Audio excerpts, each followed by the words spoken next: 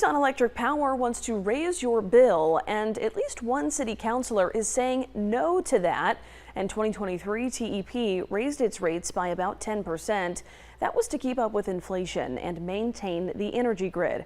Well, now they're proposing another rate increase of 14% for next year.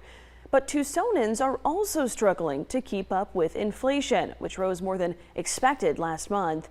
City Councilman Paul Cunningham tells 13 News he's frustrated by TEP's lack of transparency and is openly supporting changing the utility from privately to publicly operated. 13 News reporter Peyton May spoke with Cunningham on what that would look like, and with TEP as well, which is saying doing so isn't that simple. We really don't seem to have a check and balance system in the relationship we have with the city and TEP right now. Days after City Councilman Paul Cunningham voted against TEP's request to build overhead power lines downtown, he's coming out as pro-public power. The city of Tucson privately contracts with TEP to power nearly 500,000 households. He's advocating for the city to take control of the utility instead.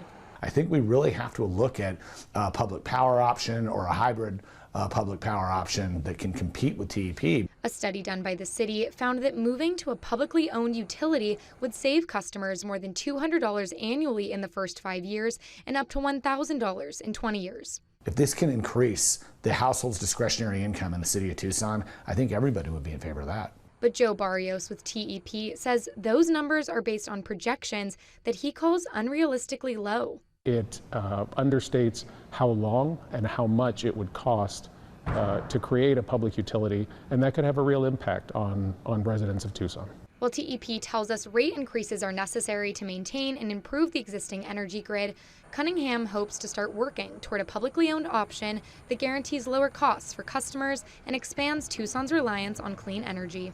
A public power model or a hybrid definitely has merit, and we absolutely have to explore that. Peyton May, 13 News.